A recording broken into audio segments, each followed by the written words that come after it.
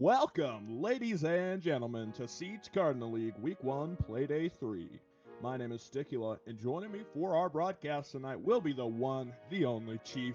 We've got the Grand Final squad on production and ready to get into our action tonight. Let's show them what we've got, Chief. I am so excited to be back, and we're wrapping up week number 1. It has flown on by, and I'm so eager to show you what the rest of season 4 has. But before we can move to the rest of season 4, let's wrap up play day number 1. And no better way to start than Allen² and Team Front, two of our newest teams that just recently qualified just about 3 weeks ago. And these are total loose cannons. We don't really know a lot of information on them. They don't have a lot of VODs, so it's going to be a very interesting game. And to build on why it's going to be so interesting, we're going to go to the newest map in the pool, and that's going to be Oregon. Yeah, so we've got a huge opportunity here for these teams to show themselves, and I'm glad we finally got the opportunity to get away from Cafe. It's good to be here and not over there. Let's just say that. Well, and look at this community vote. 67% for Allen² and 33% from Team Front.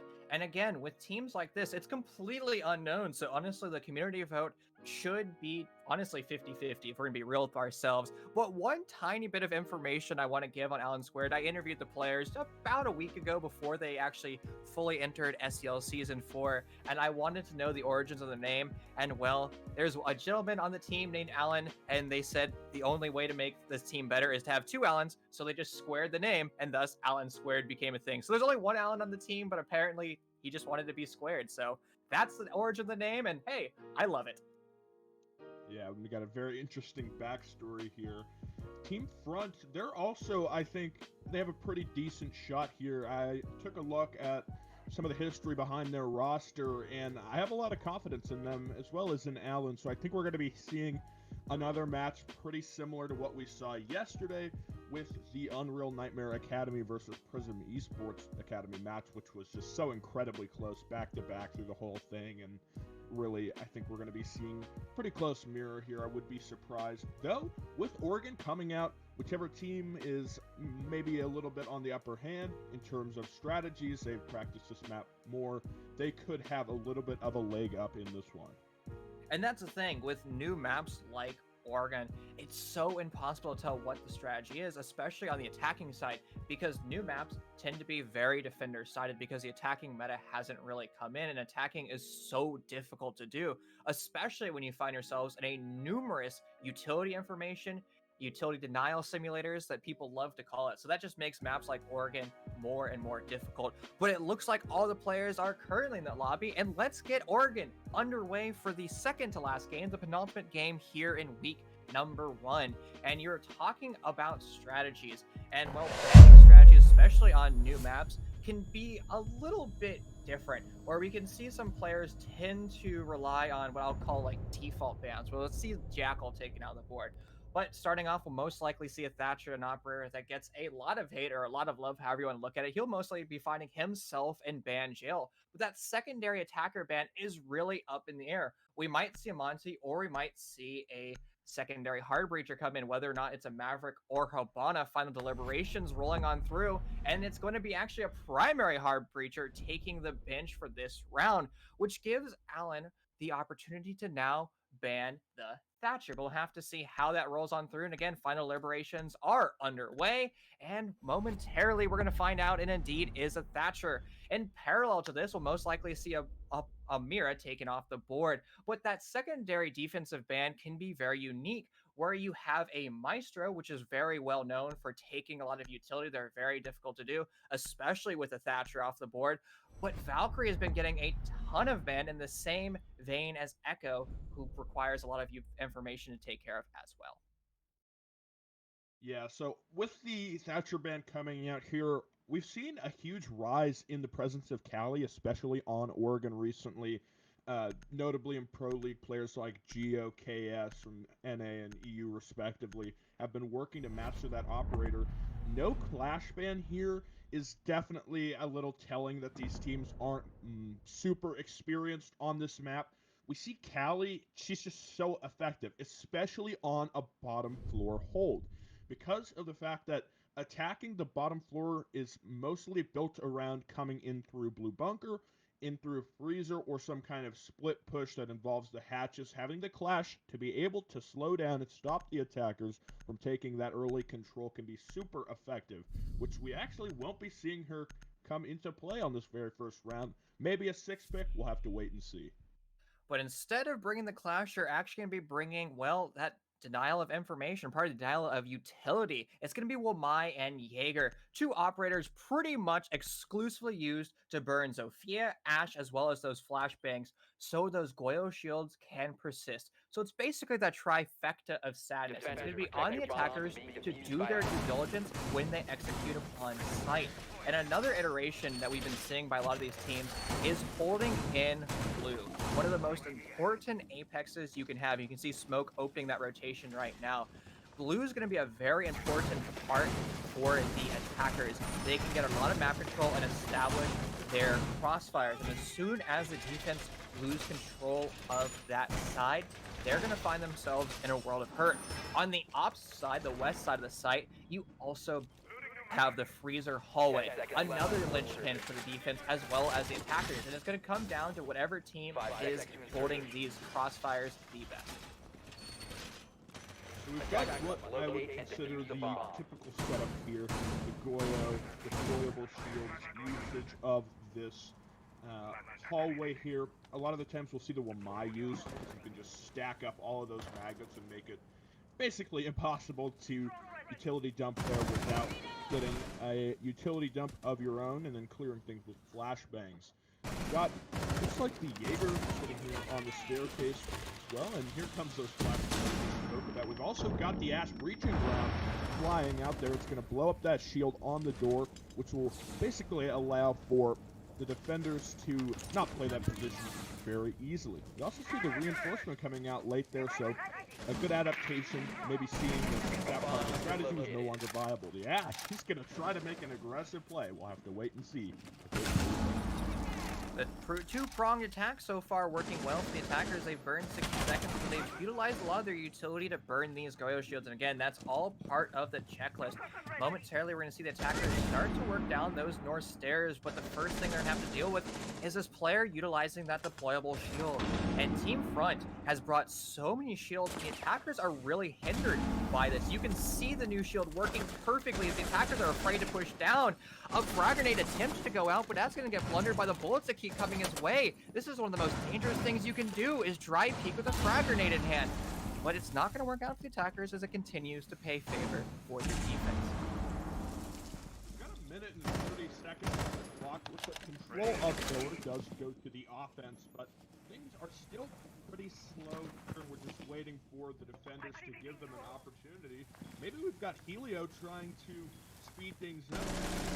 Of E-box and bomb located by attackers.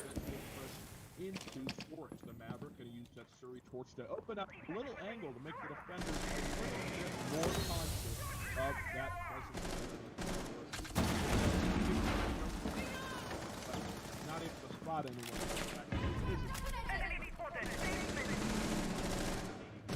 10 breathing bodies with under 60 seconds left, but he's gonna jinx me right now as Ashe finds the first kill in this game, but it's gonna be a second kill for him as more bodies for Team Front continue to fall. But it's gonna be a fast refrag for both of these players, but now it's gonna be a 2v3. And just look at this, the rebound is impeccable. We're gonna have to see how the defense actually holds on. When they're gonna hold on perfectly, as it's gonna be an on kill and more players continue to fall. But we're gonna find ourselves in a post play with a 2v1. Now it's gonna be a 1v1. And it's, I don't know. Oh, that was part of me. That's going to be a down. It's going to be a defuse. That's going to be Team Front winning this round here in game number 5. What a flank coming out there from the Wamai, just coming down the staircase and causing a ton of chaos and confusion. It didn't seem like at any point the attackers really had a strong handle on shutting down that rotation. Maybe having something like the Nomad, tossing an air jab up there and having somebody hold the angle from over by tower generator. That might have helped them a little bit more, but unfortunate for them. Getting into a post plan, having your Ashe make a super strong entry play, and then ultimately things just kind of fizzled out. That's a great point, and that's the problem with that Wamai Jaeger Goyo setup. It requires so much effort, so much utility by the attackers, and even when you get a man advantage, things start to degrade because you still have to burn through all that utility. Just because you shot 2 Goyo shields, that doesn't mean there's still more deployable shields, and that's exactly what we saw. Even in that post plant, where you could see the defense also starting to wrap around, it just became too big of a hill to die on, and well, unfortunately, all the attackers did die exactly on that hill. So, looking things up now, the defenders, they take a close victory, you could say, on their first defense, the bottom floor of the objective. We'll be heading now to kitchen and meeting, having that, you could say, tertiary bomb site as it's kind of come to be known, play out here second. Maybe they're trying to convert the master bedroom in case they have a little bit of a struggle on some of their other bomb sites, and that way they don't necessarily need to immediately focus on using what could very well be their strongest site. We've seen kind of unusual strategies recently on this bomb site, mostly because holding it just bog standard sitting on site is not exactly the most possible, just simply based on kind of the shape as well as the size of the objective. I think it's in the running for one of the largest bomb sites, and the way that it's structured really is not helpful to a traditional site hold. That's a great point, and it's going to be an iteration of Old Oregon pulling out right now, is they're going to have to do a T3 style take. And one of the things that breaks my heart about Old Oregon, if you allow me to go on this tangent, is the fact that Tower is no longer a site. That was my favorite site to watch play and stream.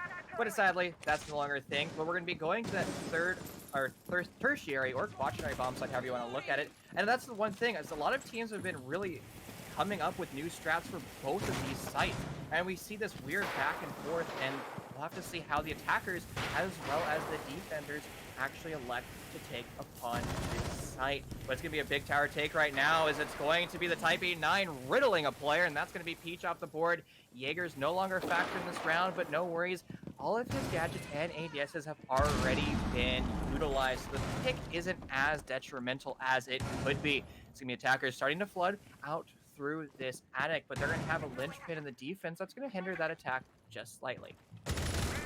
Shutting down this top field presence, and ooh, what a shot there from Senpai, just shutting down, I believe that was Joe, inside of kitchen. Though am I trying to play downstairs here in pillar, leaves the site frankly pretty weak. If they're able to clear out attic presence, looks like they've got David Castle sitting up there just inside of Cubby. If they're able to take him out, I could very easily see a post-plant situation begin to develop, and that is not going to help you whatsoever. I mean, they've got their flanks covered. They don't really need to worry about a retake happening, because when that does, they've got the health, command advantage, and the utility advantage. But again, it'll be the Wamai coming in on a flank to shut down and equalize the man count. A good trade here coming out from the Ash, but she gets refragged herself. It'll be the Castle to get that one. 30 seconds on the clock. What a close round. It looks so good for Allen, but now they're beginning to fumble it. It's going to have to see how these teams work it out in the last dying seconds of this round. And it's going to be a nice site switch as they're going to push down the kitchen corridor. But the defense seems to be aware of that. You can see both barrels trained on the attackers. The attackers seem to have some type of information on this, and they're going to elect to go through a meeting room plant. And the defense seems perplexed by this. They have nobody coming anywhere near this other than this Castle rotating up. He's going to see the head of the planter, and the post plant will no longer be a thing. It's going to have to be Senpai to clutch out this round, this 1v2. But there's only 2 seconds left on this clock. I don't think it's going to be impossible, and it's going to be impossible indeed as Team Front wins it out based off time.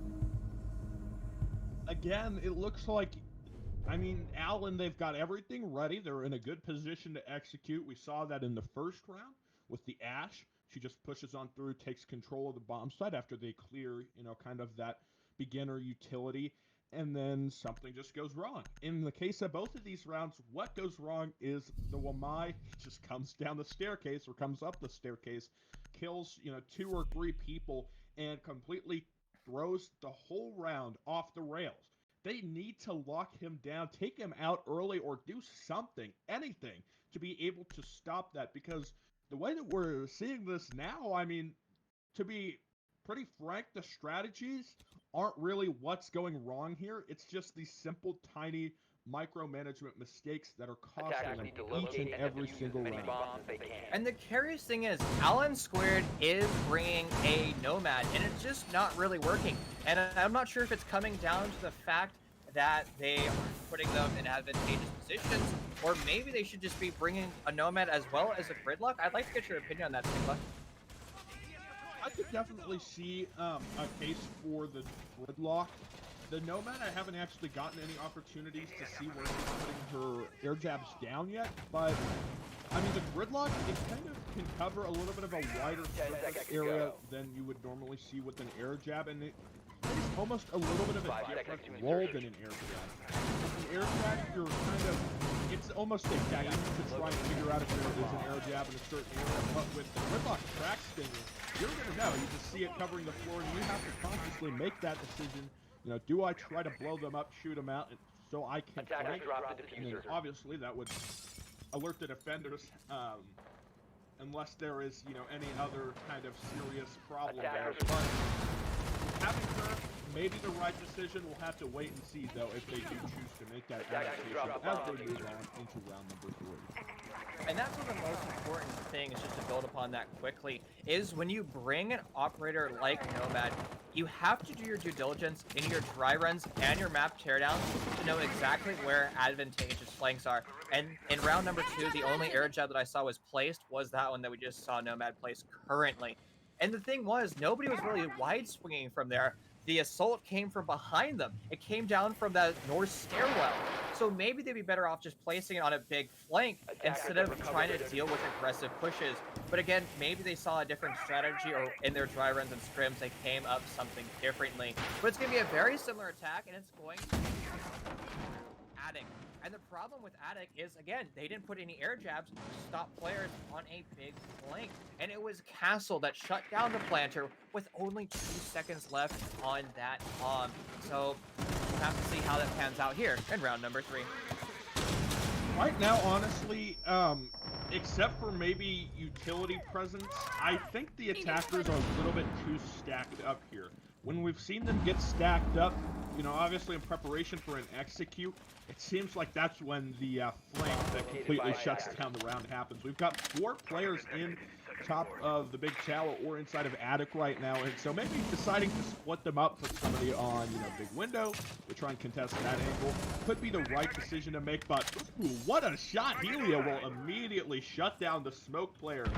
That is going to hurt, and without that utility of those gas canisters, there is going to be a couple of issues to stop the push in here. Peach, though, he gets the refrag, and it's 3-4.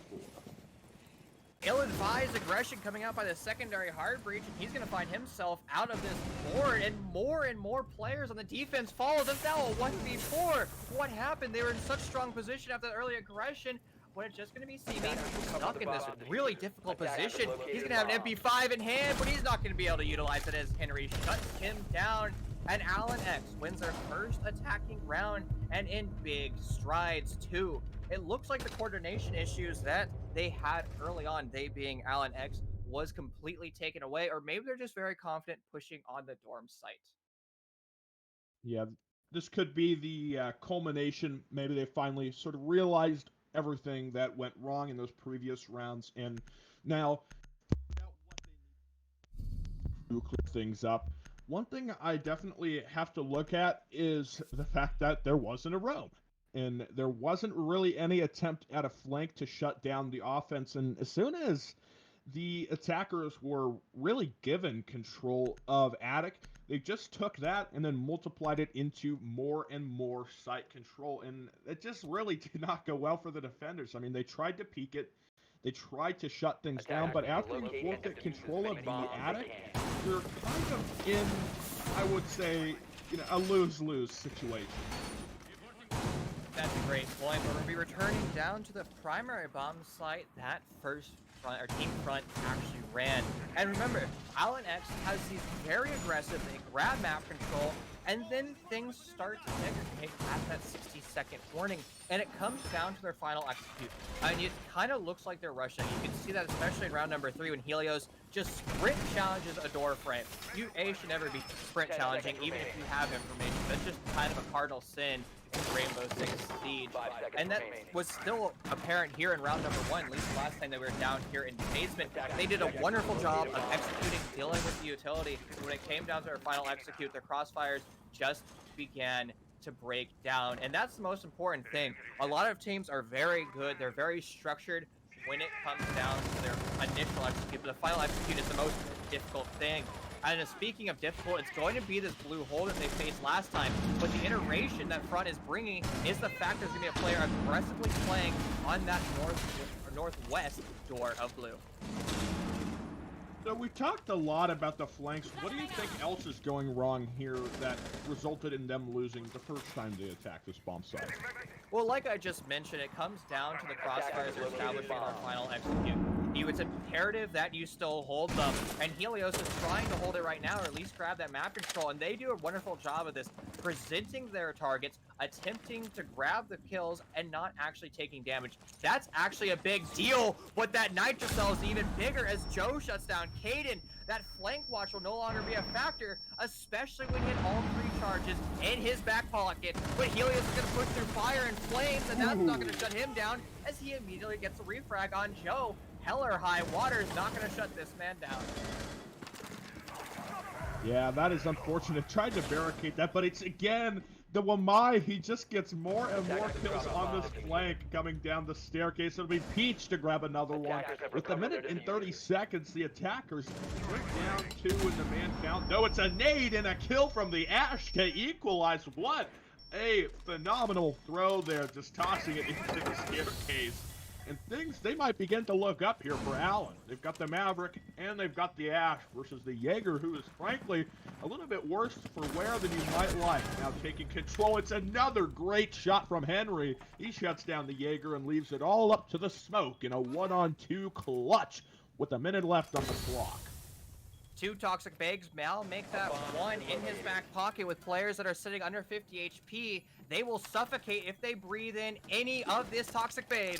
And there it goes. Henry's going to take a lot of that damage, but not enough to kill him. As he pushes through the smoke, a huge blunder. He's going to fixate himself. We are now at equal man count. How is this going to work out? The M4 is arguably a better gun in this position. What does he know about the deep flank that he's currently pulling off? I believe that he's very much aware of this as he's looking at the breach right now. The defenders have all the time in the world to work through this, but an ill-advised peek is going to put Simi in his own demise. Oh, no! Allen wins the 2nd round in a row. And it Wow, looks what like we'll a be bringing it comeback. over to an admin called Rehost. We're going to take about a 5-minute break as we work out a few technical issues on our end, but we will be back with you momentarily.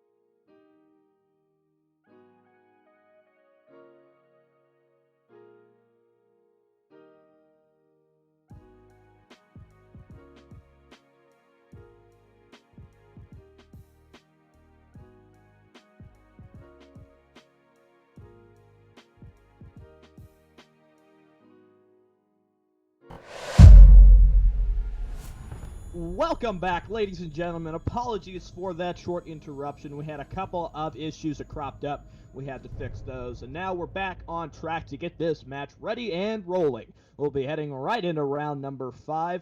We just came off the back of 2 successful offensive wins we saw in the basement. Round number 4, a close clutch to come out between the Maverick, the Ash, and the Smoke. Ultimately, it was the Maverick. He came out on top. A good job from him, and so close in that round. But with that victory, now it's 2-2.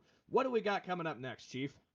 Well, we're going to be returning back to basement, and I believe that decision-making is ill-advised, and I'll explain why momentarily. We're going to actually talk on this ban phase quickly in the 6-pick phase. It's going to be a Ying Shone moved over to a Maverick, and that's going to bait out the Lord and Savior, at least the secondary Lord and Savior, and that's going to be the sexiest man in this game, the Warden, showing up in this game. So a perfect 3000 IQ play coming out of my Allen.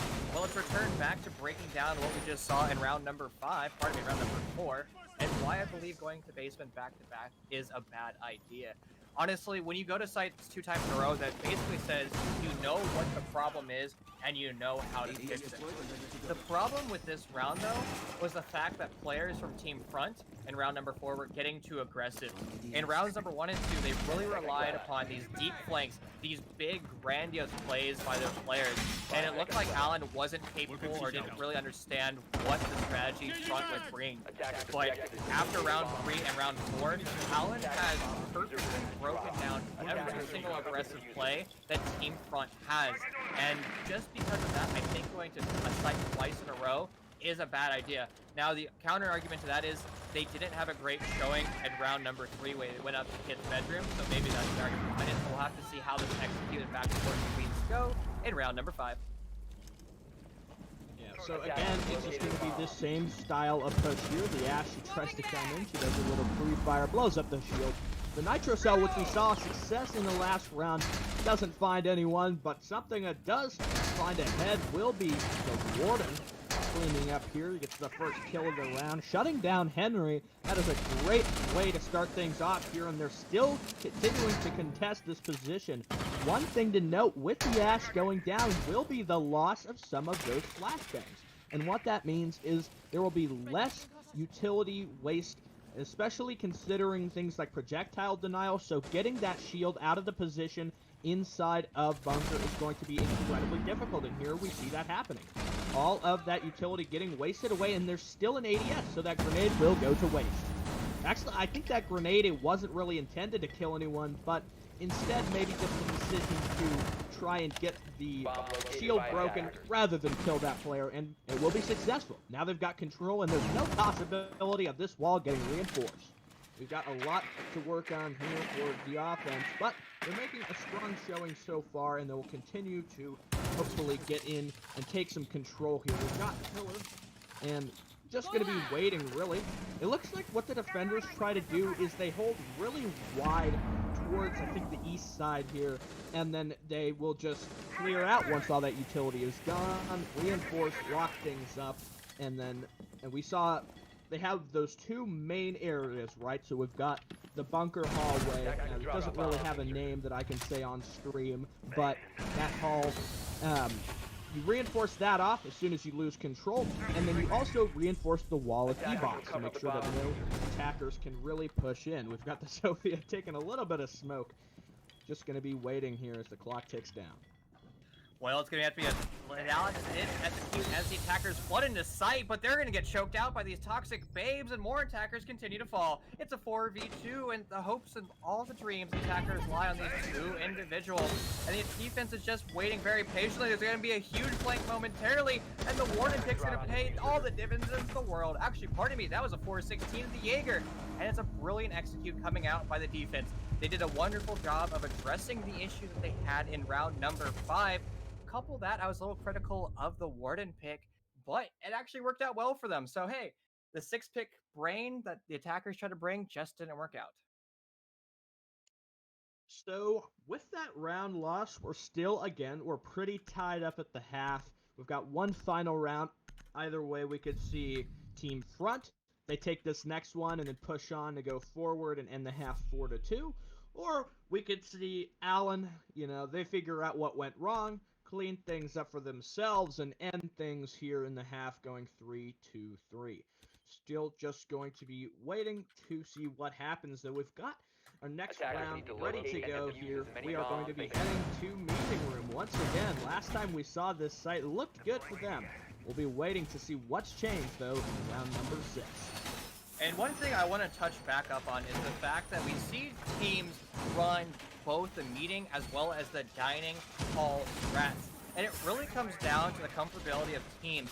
But one thing that I think that leads this site to being just a little better is the amount of buffer room. And if you're not familiar with what a buffer room is, it's the outside rooms that surround it. So here, as we look at meetings, the big buffer room is tower. And the one thing that's advantageous about tower is there's really no good places for the attackers to post up and put crossfires in. On the opposite side of the stick is going to be small tower, whereas the attackers have a lot of avenues to set up crossfires. They also have showers over there, and that really makes it an easier time to execute. Also, when you have the fact of putting thermite charges, again, who's banned, vertically and opening the wall for free without any challenge by the defense, I think that just leaves meeting room to be a little bit better of a sight. But again, it seems like Team Front agrees with me in this case. One thing to take a look at here, you mentioned buffer rooms, and I really like how Team Front play this objective. Not only do they heavily involve the vertical play upstairs, they've also been working to use the rotations through hatches to drop down below and come up through those flanks. We've seen it happen a lot, and it's really flexible, and I think that's what makes it so successful. Though we're going to be seeing the Nomad coming in early down through the basement and holding off this flank here. That's exactly the type of play I'd like to see if Allen are going to take a round here. We've got the Wamai, though, attempting to peek it, and what is this angle? Look at this. This is something new. It'll be MT, though, to get another pick here. It's been so successful so far on the defensive half for Team Front. Definitely a player to look out for, but yeah, what an angle there through the floor. About 90 seconds left in this round. The attackers are definitely showing that they understand how well Oregon is. They've done their homework in their map teardowns, that's for sure. But have they done their homework when it actually comes down to executing? Just because you're an execute or perfectly understand how a map works doesn't mean that you can fully execute properly. And right now they're pushing through a very disgusting fatal funnel. As you can hear the defense rattling away. They've already killed one of the hard breachers, but he's done his job for the most part on the T1 side. And again, the attackers are just stuck here in this fatal funnel. They're struggling to push through at all, and the defense is very much aware as they continue to retreat to safer avenues and paths.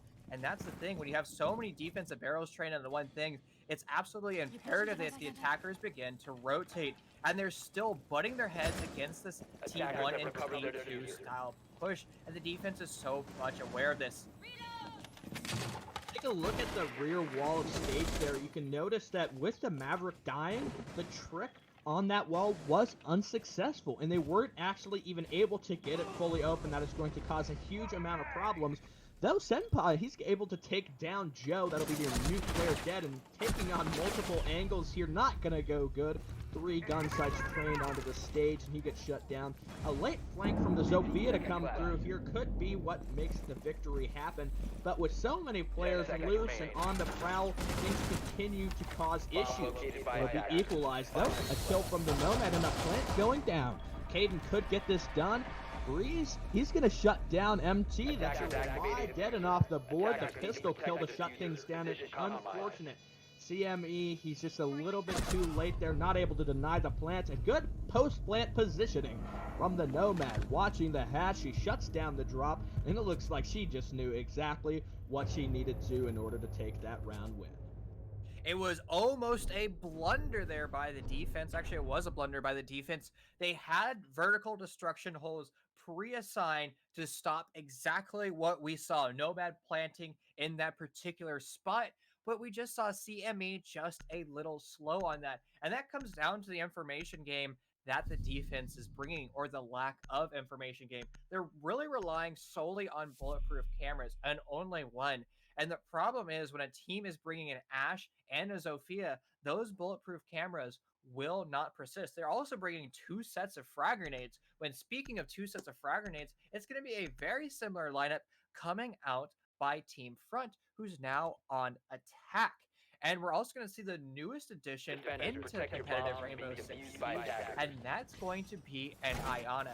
When you have a very structured drone economy, when you only have 10 drones and information is at an absolute premium, when you bring an operator on attack whose sole purpose is to increase the drone economy by 50%, that changes the pace of rounds and changes how information is acquired. So before we go ahead and switch sides here and end things on the previous half, I wanted to ask you, Chief, what did you learn in those last 6 rounds about Oregon? What really stood out to you as important, round defining, anything like that? So the IGL in me screams every time when I see teams just throw themselves through blue. And it's the same argument that you have on Cafe. If all the information, all the utility is put in one area, why do you keep pushing through that area? There are better avenues of attack. And honestly, if you look at how Pro League teams are pushing, they're not always going through the blue side. They're actually going through the freezer section. And the reason for that is you can actually set up crossfires easily. And when you come down Laundry Stairs, you're coming down North Stairs, where you see Peach currently playing. The avenues of crossfires you can set up, I believe, are more advantageous. It requires less utility. And you also still have the avenue of doing a late flank, and that's honestly probably the advised situation. So you have 4 different crossfires onto one bomb site. The Iana pick is definitely something I'm hugely in support of here. Watching Pro League recently, I believe it was United that made good use of Iana. I could be wrong on that one, though. Droning with Iana, she is just so flexible in what she can get done, and though she does have a limited duration of that gadget, being able to just face check things makes it so much easier, and it really can scare defenders. As we saw, it looked like it was the Valkyrie sitting inside of Kid's bedroom. She wasn't exactly prepared for somebody to be inside of dorms with so little time. And what are these angles? Invictus, what a shot. Look at that. MT off screen with the Nomad will shut it down here, claiming his first kill of the offensive half here. 3-3 with 1 minute and 20 seconds. Incredibly strong vertical control and great positioning from the offense. You were talking about Allen being unprepared, and that was the understatement. Their players get absolutely melted by brilliant angles. Something I was talking about earlier was the fact that teardowns are so important, especially when you lob frag grenades. The defense of Allen continues to crumble, and here comes a final execute. Valkyrie's gonna have something to say to that. She finds one, but she also finds herself in 1v4. All the attacker barrels are trained on her, and momentarily we're gonna find ourselves in a post plant, but it's gonna be the Deagle in hand, and that's gonna shut down another attacker, but the crossfire was still there, and it's gonna be Invictus claiming the sole defender's life. And it looks like Team Front knows this map perfectly, especially when it comes to their attacking executes. Yeah, I mean, they really knew exactly what needed to be done in order to take that control. There was no issues getting into the attic, and I think that partially you can blame the defenders for that. The Valkyrie was unsupported, and she rotated away far too quickly. I think if they had chosen to dedicate maybe 2 or 3 players on the top floor, possibly used that Nitro trick we see on Clubhouse, where you wait until Maverick goes prone, you toss it at the floor and take him out, in order to shut that down before he's able to successfully complete his trick, before he's able to get that wall open, and before the attic control is forfeited. You need to make sure that you're able to stay in control of the vertical game, because once that lost, so too is your site control. That's exactly what happened. We're going to go over to the secondary bomb site, and when Team Front went here in round number 3, they're actually running it as their tertiary bomb site. And again, we talk about how unpredictable Oregon is, and it comes down to also the sites. You know, it's one thing when you're an attacker and you don't have a real attacker-sided meta yet, where you haven't really determined what is the best way of pushing. The same thing can be said for the defense, where you're still trying to figure out the exact sites you want to utilize. And one thing that I've talked about before on stream, I think is very important, just because you see a Pro League team run a certain strat, doesn't mean that you, as a T3 or T2 or T4 player, should be running that exact same strat. you have to understand that pro league players run a strat to counter a team or counter a playstyle, something along those lines. One thing that I like to bring in is the fact that SSG style roam was designed purely to counter, I believe it was Team Liquid, a team that's known for being unpredictable and very aggressive. And how do you stop a team from being aggressive? Well, you have this gigantic setup that requires them to either drone out the entire map or, well, just rush. And that's exactly the same thing here when you create your own strategies. You have to particularly tailor it to a team. And here in Siege Cardinal League, you have VODs of all your players. It's going to come down to your support staff to set up those VODs, set up those reviews, and execute on the players and teams you're facing. Again, we'll be seeing this attic side take here. It'll be Zofia. She's just prepped here on top.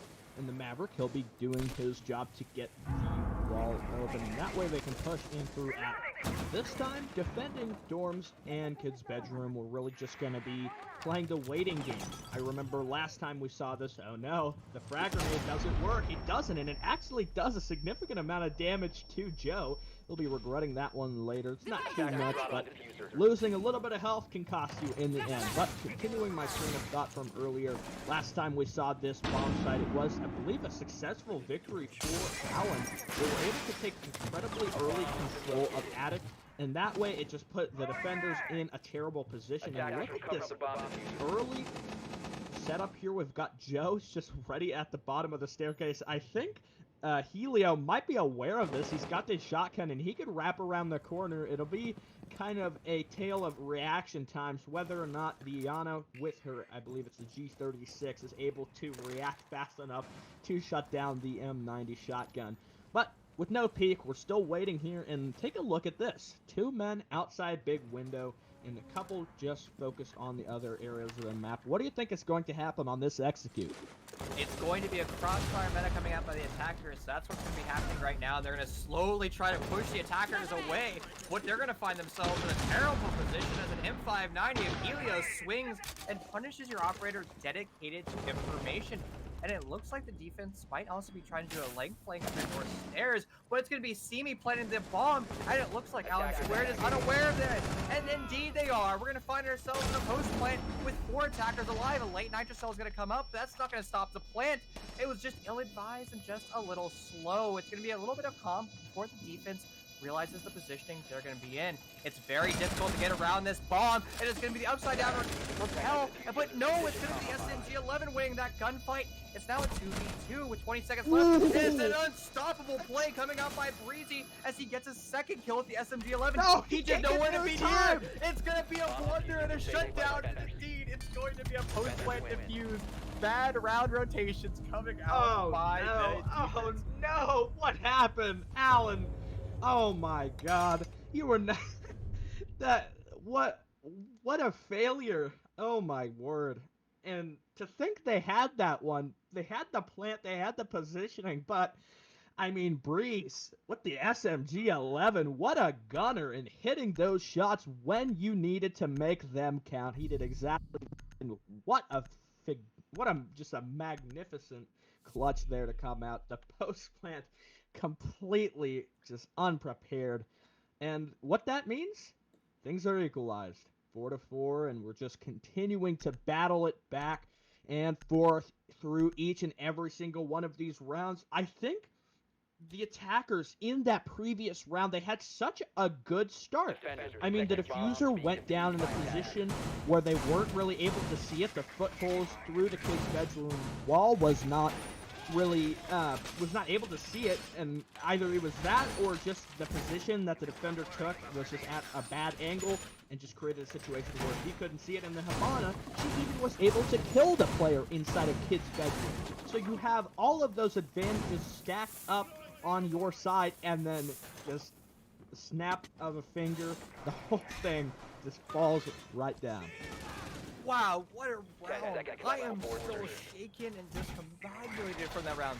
Like, I don't think I can formulate a coherent sentence right now.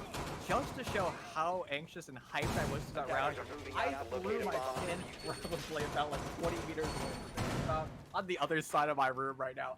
I was in shock. My hands were in the air, my pin went flying.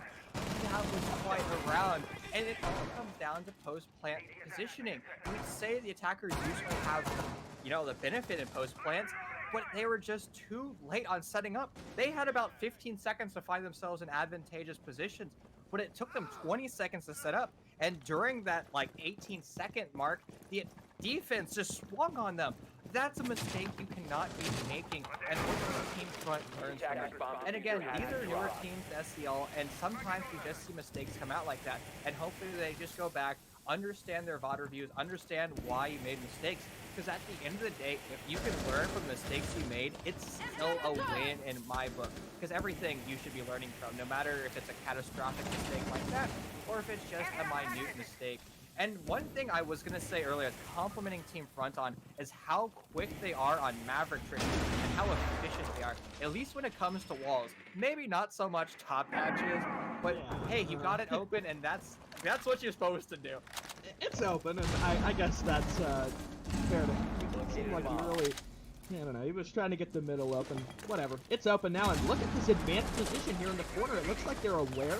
Not able to win the gunfight, though. They are eventually successful. It'll be Peach kind of seals the kill there. And a good flank watch here. Take a look at this position from MT. He's either on the flank or holding it down himself. And just sitting at the top of the staircase does a pretty decent amount of damage onto Senpai. Still holding angles here. The Yana just comes flying into the bomb site. They're probably going to realize sooner or later that it's a hologram.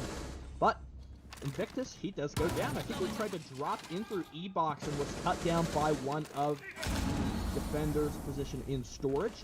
They're still just waiting to get something done, and Joe has actually taken a lot of damage. I'm not sure exactly whether that was from the Lamai playing inside a blue bunker, or possibly from somewhere else. And the Jaeger, take a look at him. He's also got a great position to make something happen extremely quickly. The diffuser outside is a questionable decision, but they will eventually get that done. And the Jaeger still goes unnoticed. Sitting here in this corner, if he has the opportunity, he could swing, he could just peek that, go wide, and go big. They will find him, though, with the drone, because that is going to force him to rotate back.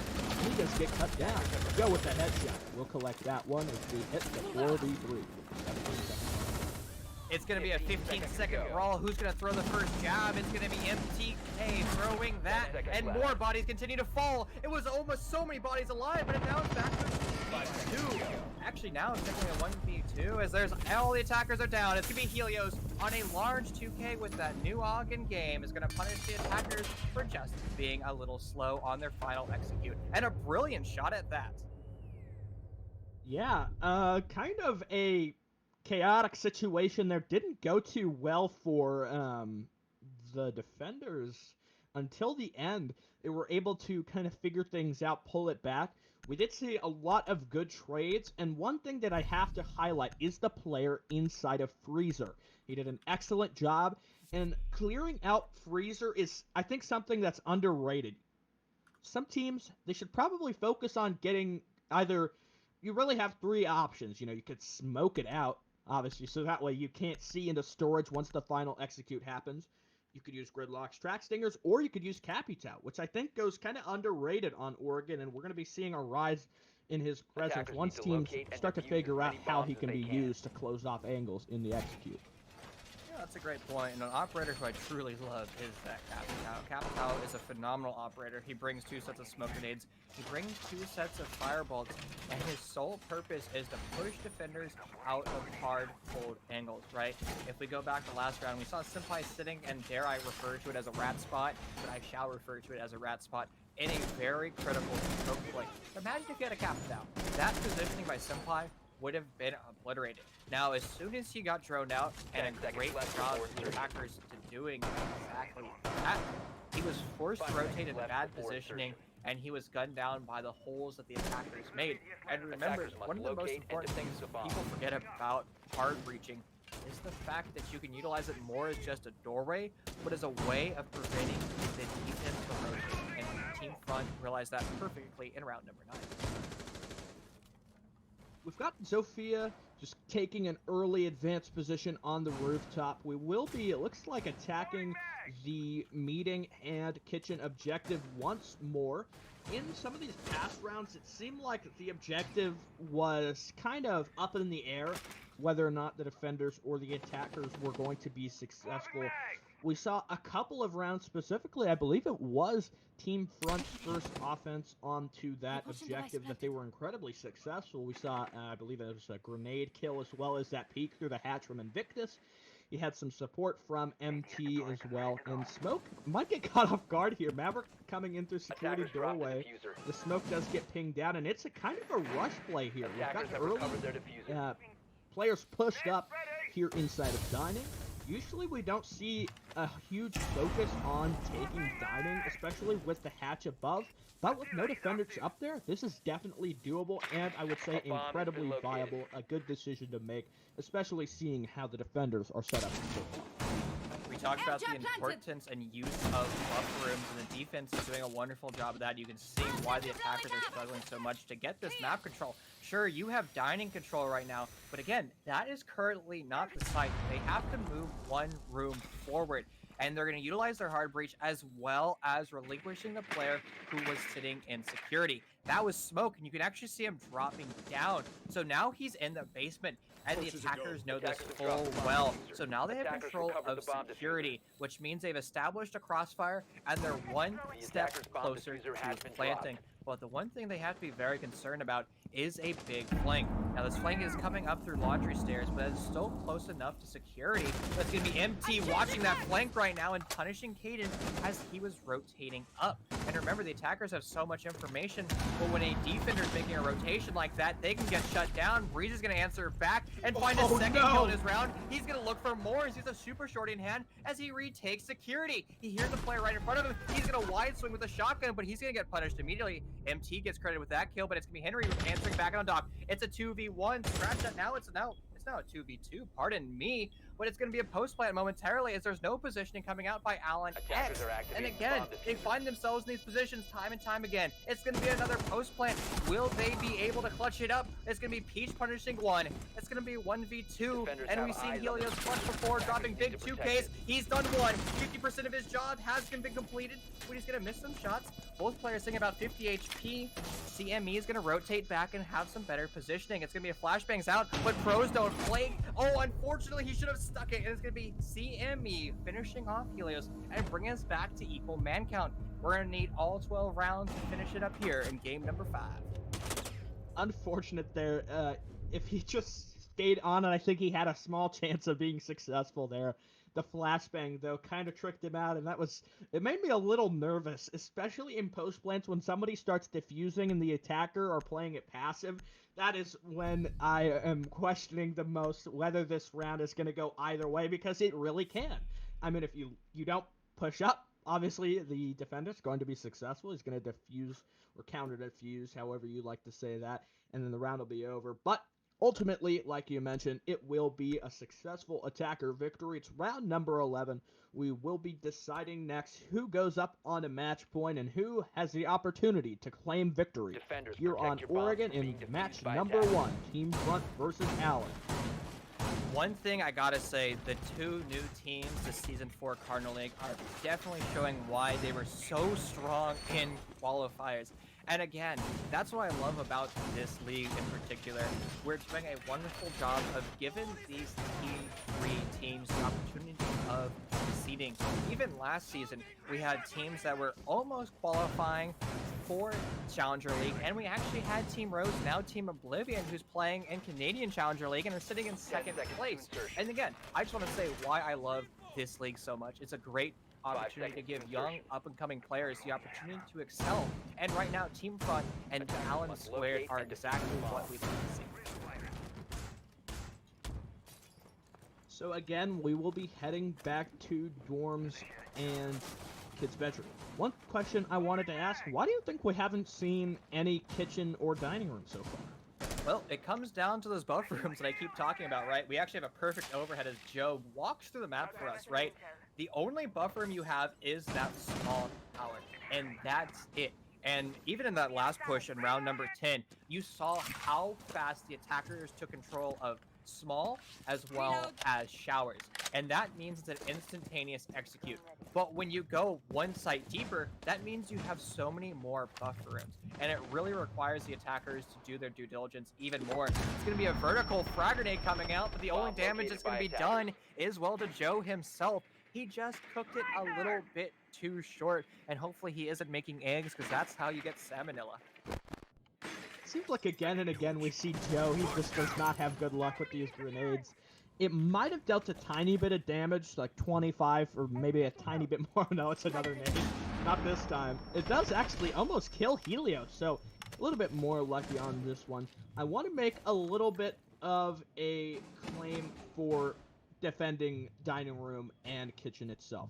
With a Mira, a hold of showers, I think, Attackers can have dropped the bomb definitely be diffuser. good and extremely viable. Though, there's the issue. Mira is banned, and I think that definitely plays into the decision-making as far as why we haven't yet seen that bomb site. But, to move topics, we've got, again, Smoke at the top of the staircase. He's not so close there, and Smoke is kind of playing a dangerous game. If a wallbang comes out, even one pistol round could shut him down and Attackers take have him off recovered the their board. diffuser. Actually, no, the Doc was able to heal him. I didn't notice that. So Smoke has plenty of opportunities. Oh, not as I say that, though, those opportunities are ripped away as he gets killed off.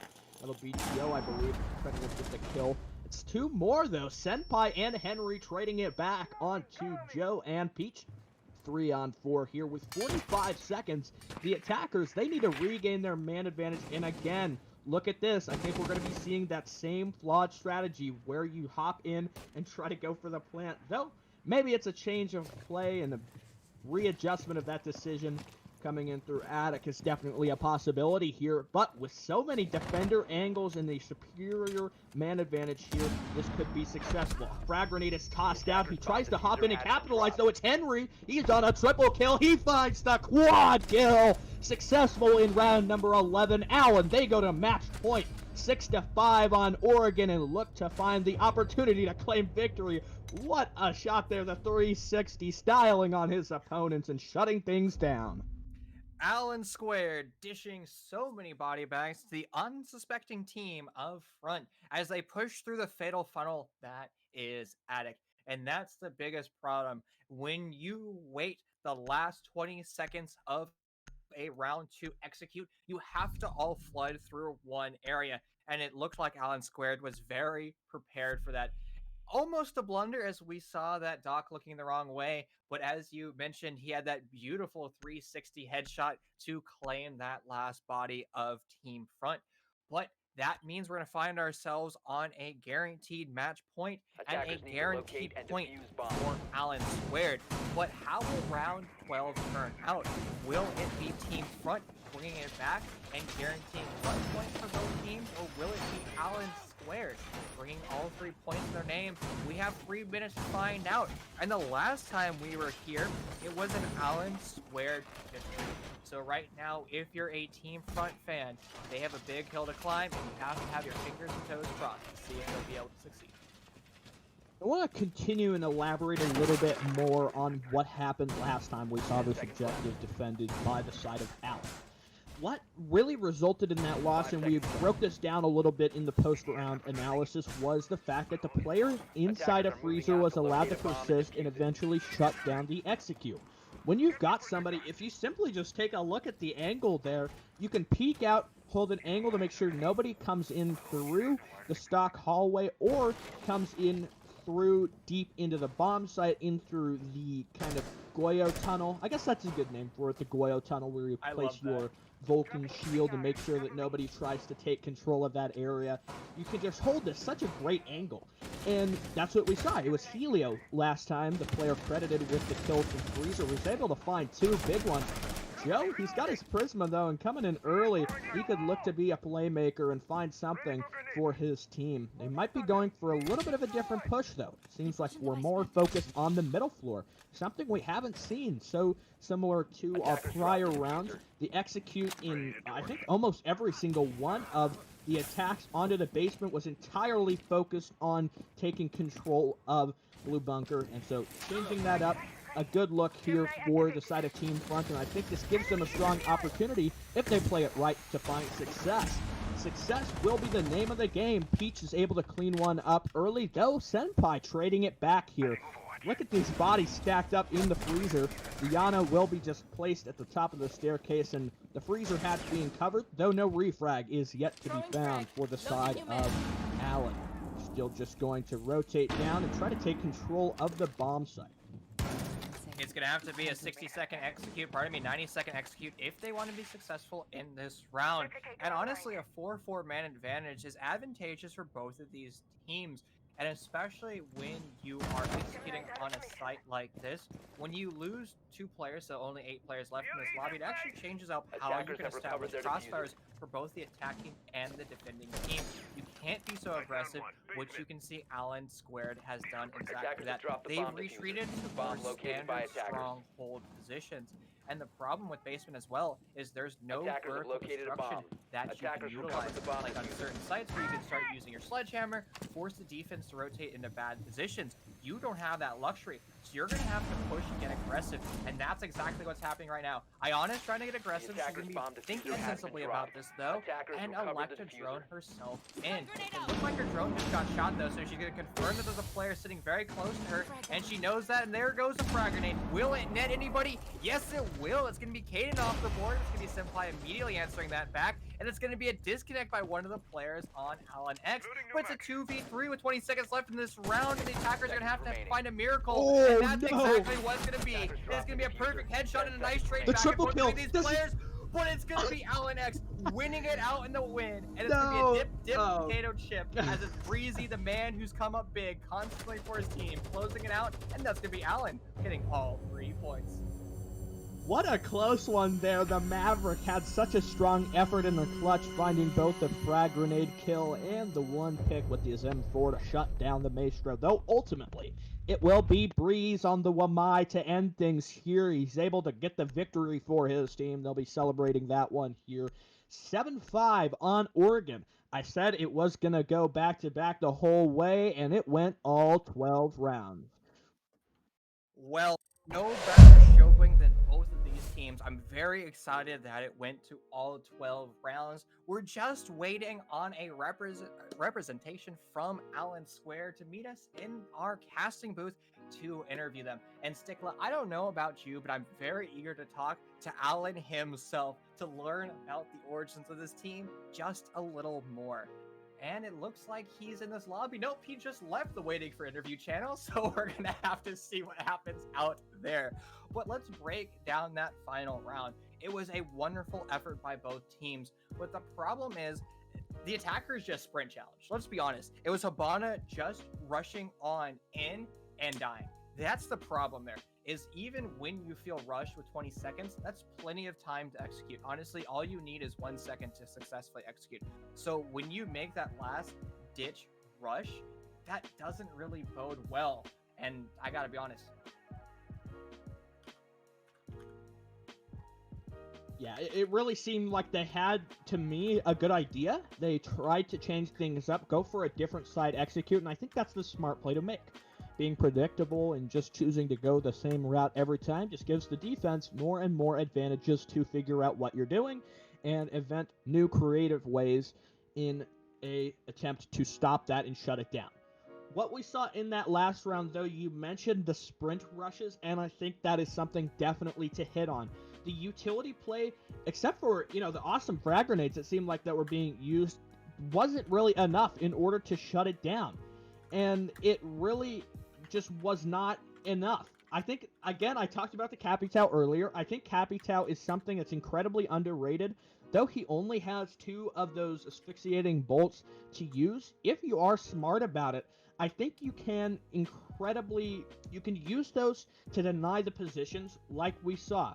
The cubby corner inside of laundry with the washing machines, that would be a good one to use. We saw the Maestro was playing on there. Denying him the opportunity to swing out could allow you to drone him and get a much more easier pick. And maybe if we had seen that with the pick we saw, just taking a look back at the replay on stream, Invictus would have been able to continue with his 2 kills and maybe had some support from Hibana to close it out there. But ultimately, it was not the case. We've got the interview now, though. Breeze coming into the casting booth. Welcome to the casting booth, Breeze, and congratulations on your victory tonight. Thank you very much. So, a couple of questions I wanted to ask. It seemed like the match was pretty back and forth. Did your team expect this much of a challenge to come out from Team Front? Yeah, during the qualifier, I think we lost to them 7-5 on Oregon, so we knew it was going to be a hard map. It's going to be very back and forth. They're a very good team. They had a lot of stuff that I guess we just weren't prepared for. So yeah, we were in it for the long run, I guess. So, Now- what changes do you think that were the most successful, to come off of a 7-5 loss, now to improve to a victory here in regulation play? That's a good question. I think we did a little bit of role swapping, I guess, especially with like our entries. And I think we built some strats around, I guess, taking 1v1s that would favor us a lot better. Because I remember in the qualifier, we took a ton of fights that we knew we weren't going to win, just because I guess they had strats that kind of counted us really hard. So we put a lot of work in just improving our organ in total. And I think those helped out a ton, especially on our defense. Definitely. From like the macro perspective, what have you done since your qualifier games to entering season 4 of SEO? What changes have you made, just to build upon that just a little bit more? Dude, that's it's been a wild ride. We've had one of our better players. He decided to take a break, and so we kind of had to find 2 new players to fill that role. During the qualifier, we picked up Spy, and he didn't have a really great game today, but he's been a huge impact to the team. And then today we had the debut of Caden, and he's a really great player. He's really young, and I think he's fit the team perfectly, and he really fits that smoke role especially too. So just as a team point, we've kind of changed, but I think we've gotten better through it. Definitely. Another question that I had was, I believe in taking a look back here, round number 10, we saw a great usage of grenades and the angles used in order to attack meeting room. Do you have any more insight to give us on that round? Meeting room, was that our defense, right? Meeting room kitchen. Yeah. We didn't have a Wamai there, I remember. We just had a Jaeger. Their utility usage kind of like swamped us, and I think I was castle on that round. I think. But I guess we kind of just started to play a little more aggressive to try and counter out. I'm pretty sure we lost that round though. But their nade usage kind of prompted us to pick up a Womai, because we got forced into really crappy places, and they just naded us out really well. So. All right. Yeah. I've got one final question for you. What were you really feeling in the last final seconds of round number 12 in the clutch? How were you feeling then? That, you don't understand how scared I was right there. I think it was a 3v3 at a time. There's a nomad pushing big tower backstairs. Well, funny story actually. The person who was holding I think the cam back there, his power went out, Helio. And yeah, kind that's what of we saw. He disconnected. very, very scary, because I kind of lost all my intel right there, and I kind of just had to hope and pray. But it was exhilarating, especially I had a dry peek against the Maverick to win that game. But it was scary, but I think it was very exhilarating at the same time, and I'm glad that I won that fight. Otherwise, that would have been very crappy to tie. I imagine, and nobody likes ties. Well, once again, I'd like to say congrats. A great job from you. You had a strong individual performance, and the rest of your team were definitely there to back you up. I'd like to wish you good luck in all of your future matches, and hopefully we'll see you back here again in the casting booth for any of your future victories. Thank you. Have a good night, man. All right, thank you very much. So, with that one over, we are going to, I believe, head to a short break while we get ready and prepared for our second match of the day, taking a look at the schedule. That will be Troll Team 6 versus C-Law Central. It's been a long time since I've casted C-Law, but very familiar with them in the past, and I'm excited to see what changes they've made in order to remain competitive here. Any thoughts before we head to the break, Chief?